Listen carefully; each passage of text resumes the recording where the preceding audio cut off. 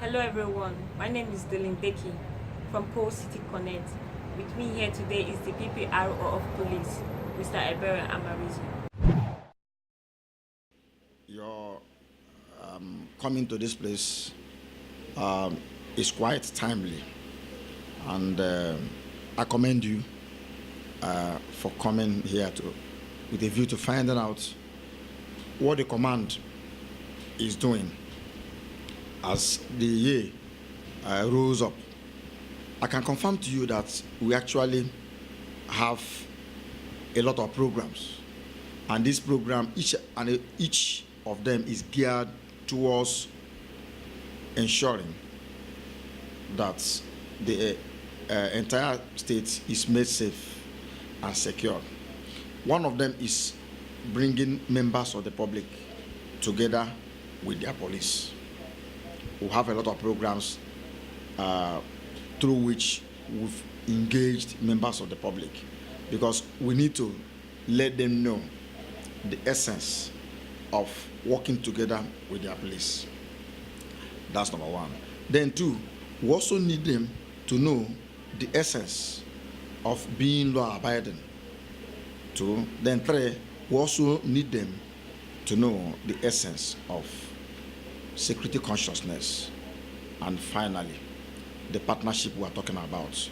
So these are the things, because ordinarily, you don't just assume that members of the public ought to know this, because most we tend to know or ignore or take them for granted. But through constant lectures, workshop, engagements, we call it engagement program, we reach out to the members of the public for them to know what their police is up to. Like right now, we are looking at free or safe and secured Ember months. Like there's always this fever. Like there's always this fear that within Ember months, crime will rise to its apex. But I think from our records, having been here, I'm privileged to have some records. I know that it is not as people assume or as people contemplate. The issue is that there's no particular time that's specified, from crime commission. It can come anytime. So it depends on when the hoodlum or the criminal is able to see chance. But what we can talk about is there used to be this mad rush as to whether hoodlums can also cash in on this mad rush to try to wreak havoc on this. So this we have captured before now, because we know that at every year there must be Ember month. That every year comes with Ember month. Just like every year has its Christmas, has its Easter period, has its so many festivities and all that. And we know the time they usually come. So the program we have in the command is for before, during, and after. Now, because of the fact that we have this program that we take care of before, during, and after, because we try to remain proactive. Our weapon here is proactive policing. We don't wait for crime to occur before we go after them. We try to prevent them, and that's why we have to involve various relevant stakeholders.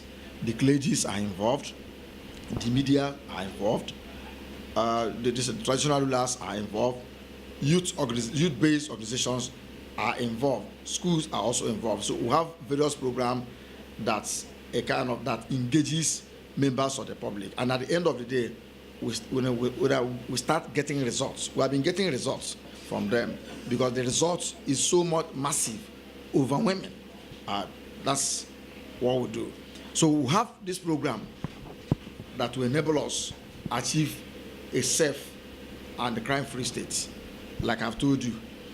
Then we have it in form of the sister security partnership, the interagency cooperation, because they are also not left behind. Recently, the command organized an interagency public relations conference. That interagency public relations conference with a team, interagency cooperation relationship a panacea for effective crime prevention and control. You can see it.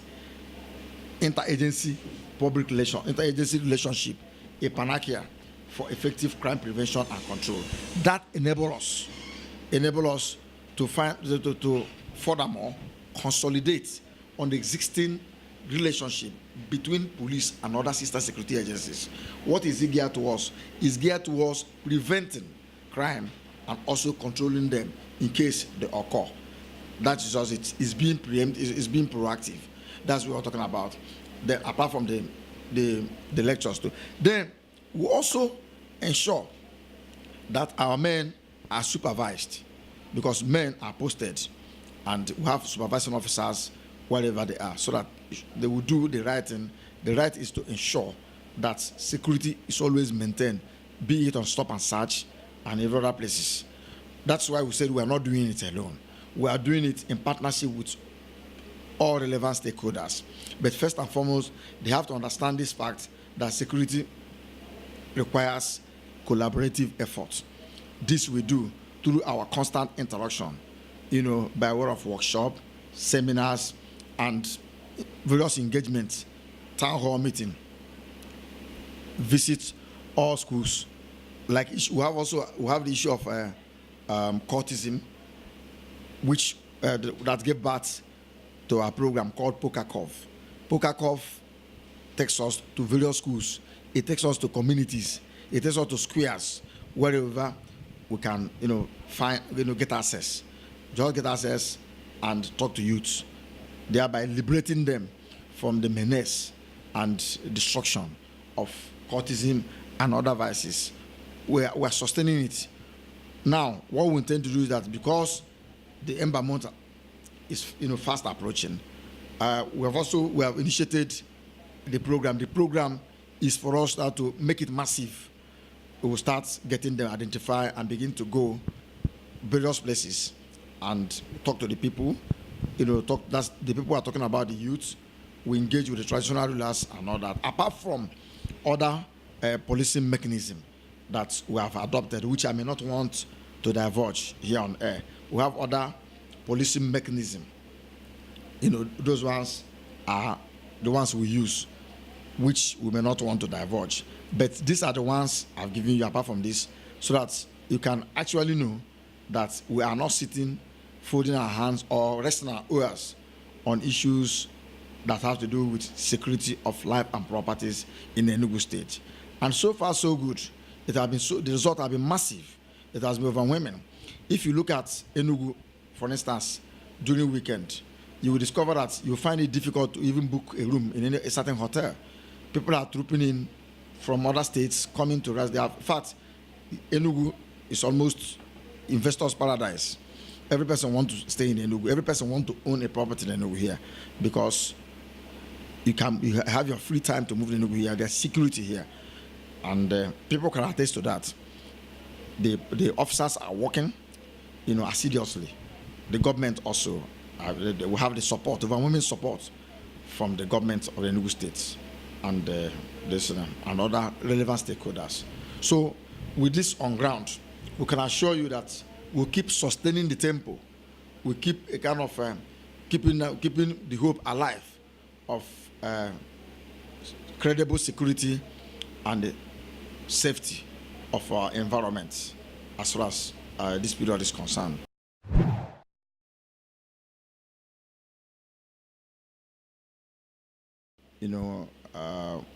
Because you are bound to have an issue where two persons live. Even husband and wife do have an issue. Friends versus friends do have an issue. Brothers and brothers do have an issue. Traders, issue. Issue must exist where two persons or more are living. These are the things. There was a time we had that issue, but we rose up to the challenge. There was a kind of disagreement between a header and a farmer from that Ozala axis, that's in Kano West. And that was attributed to the straying of a cow that caused destructions and all that. But we promptly moved in, and we were able to stop its escalation, because it would have given birth to a very explosive situation if we are not proactive. That's what we're talking about, the proactive, because with the moment we got the information, the Commissioner of Police mobilized and the operatives moved in swiftly. And the two sides were invited and they discussed the subject matter of their misunderstanding. But that is just that. But we don't want to leave it at that. We have, one strong thing on board right now. That strong thing is we are partnering with a consulting company known as INSOC. INSOC Consultancy is police partners on prevention of cattle rustling and also prevention of farmers herders clash, as well as multiple taxations. Those ones came on board. Then having entered into concrete agreement with the Inspector General of Police, IGP Ibrahim K. Idris, MPM, MONI. Now, the people are in Enugu here. Enugu incidentally happens to be the zonal headquarters where they will be operating from. What are they to do? What they are doing to do, the activities, they are consulting firm partnering with Nigerian Police. We were on air last time. That was last week. Talking about this. What they will do, that they will identify cattle owners. It's some ICT stuff that they came with. Now, what this will mean is that it will enable them, if all your cows will be registered, it will serve as a security to one's cow so that it cannot be rusted. And again, it will also make it easier for a certain cow to be identified as well as its owners on the event of any destruction from any farm. It's not a question of destruction is caused, it's not your farm, it's not your cow, this or that. If it's done, they will not trace it to cow A because they are going to have a reader, electronic reader, through which they can assess any owner of that cow because of that microchip that will be inserted in any registered cow. They are working it out right now. So that way, it will now make it difficult for this issue of farmers, herders, to be in existence. Because you will now know that if there's any destruction and that cow is arrested, it will be traceable to you. And whatever destruction that is caused there, you are going to bear it alone, bear it by yourself because it was your cow that destroyed it and all that. And if one steals your car and maybe sold to someone, that car could be traced. And so many other things which they are working out here. So all this is geared towards being preemptive. That's what being proactive. That's exactly what we're doing. And lots and more. Oh, this issue of having microchips inserted in cows is quite amazing.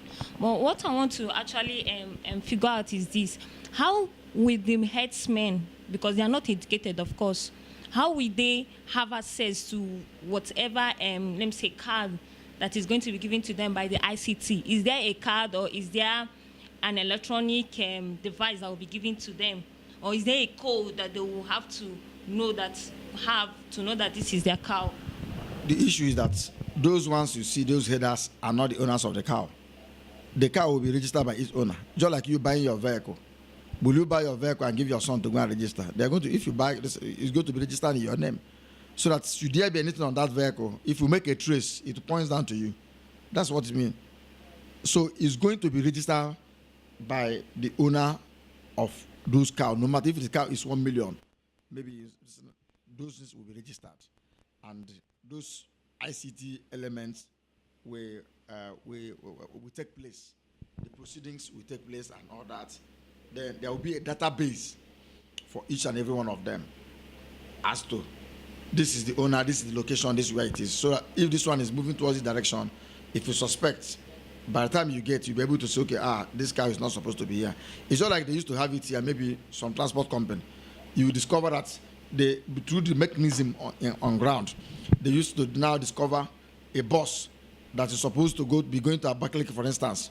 You begin to see that bus in another route. They used to discover them now, where they are, because they have their mechanism, which they are, because already you cannot fly now.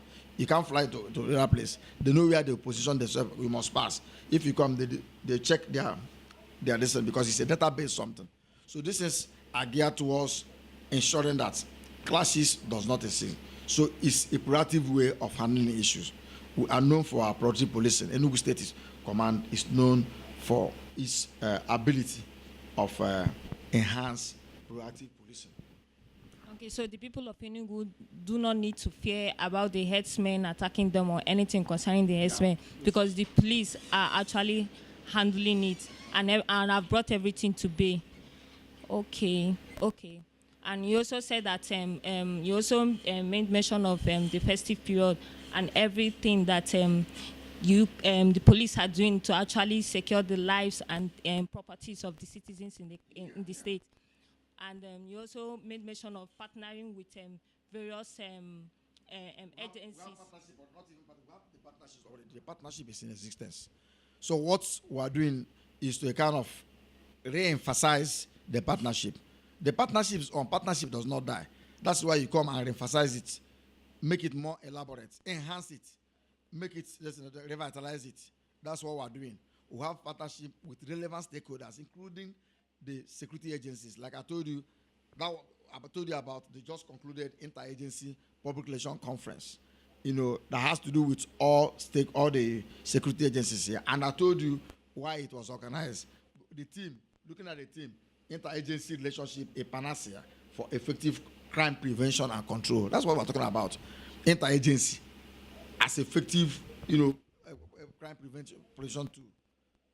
It's a panacea for effective crime prevention and control. The interagency, you look at the ETUDIF, the military, you look at the custom, you look at the civil defense, you look at the road safety, just all the uniform personnel. Then aside, we also look at the traditional rulers. We have partnership with the traditional rulers. We have partnership with the student bodies. We have partnership with corporate bodies too. So we have partnership with the hoteliers here. So at various times, we meet and discuss about security. Thank you very much. In fact, you are doing a marvelous job. That's Enugu Connect. I've been following you people and try to educate members of the public. Try to add bite to the message. And we have been bringing this message, and you have been driving it down to the members of the public, because it is your duty there. That's why we are banking on you as one of our major partners to educate members of the public on the right way to go. The right way to go as far as the issue is concerned, as far as the business of the day is concerned, is by being security conscious. Within members of the public to be security conscious. That is why at various times we've released our numbers, our distance number, which is contained in the Twitter handle of the command, which is @police_Enugu, @police_Enugu. Members of the public, they are advised to follow us, find out how they can contribute their quota in the policing of their environment, in the policing of their local government, in the policing of their state, so that together we'll be able to make a difference when it has to do with this. Yes, Enugu State indeed is in the hands of the God.